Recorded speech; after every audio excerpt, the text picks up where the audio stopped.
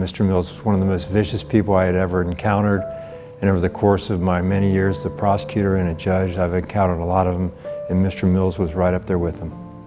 The Lord has taken him somewhere bad, but he was a bad human being.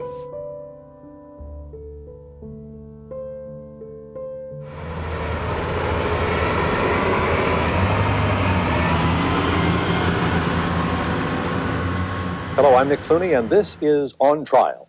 Today, an ex-con goes on trial for 2 bank robberies and the murder of a bank teller. If convicted of the aggravated murder charge, he faces death in the electric chair. It was my very first assignment that involved the death penalty. I was an assistant prosecutor, and Mills and his partner, Thomas, I think was his last name, they entered a bank in St. Bernard, and very brutal, gruesome fashion, robbed the place. The head teller was a woman by the name of Marsha Burger. He actually was exiting the bank.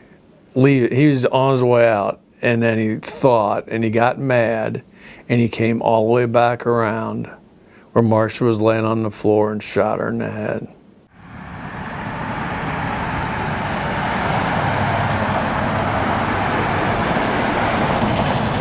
The only thing I knew from listening to the radio that someone died in the bank and was shot. So I didn't know if it was my father or not. I hung up the phone and I flew down here.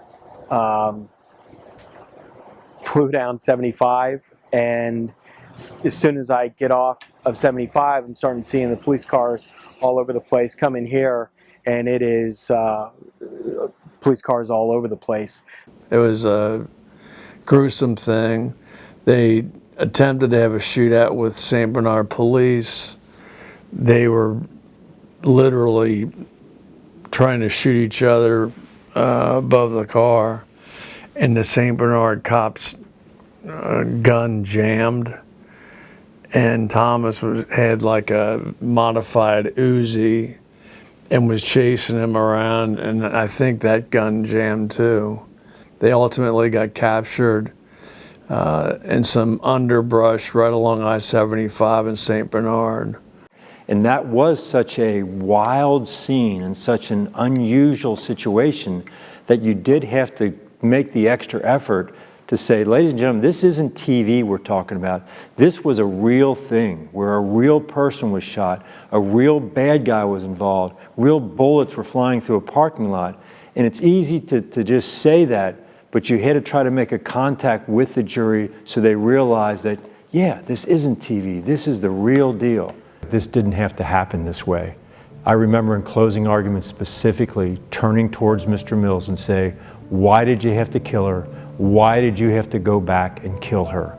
He didn't have to do that, but he went back over the counter after she had done what she was supposed to do. She listened to him, obeyed his orders, whatever, did everything, and yet he took it upon himself to say that wasn't good enough, and he went back and killed her. You could not leave that kind of case in better hands. Pat did a great job on it.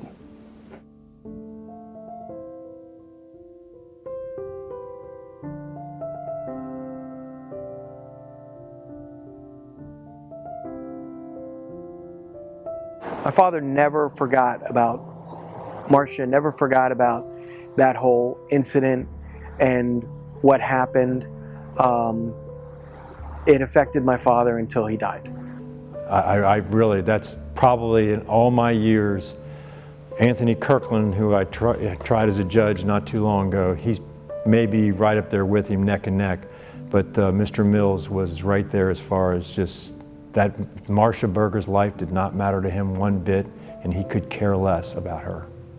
He was a vicious, vicious killer, and what he did to Marsha was it's something that you just don't forget about.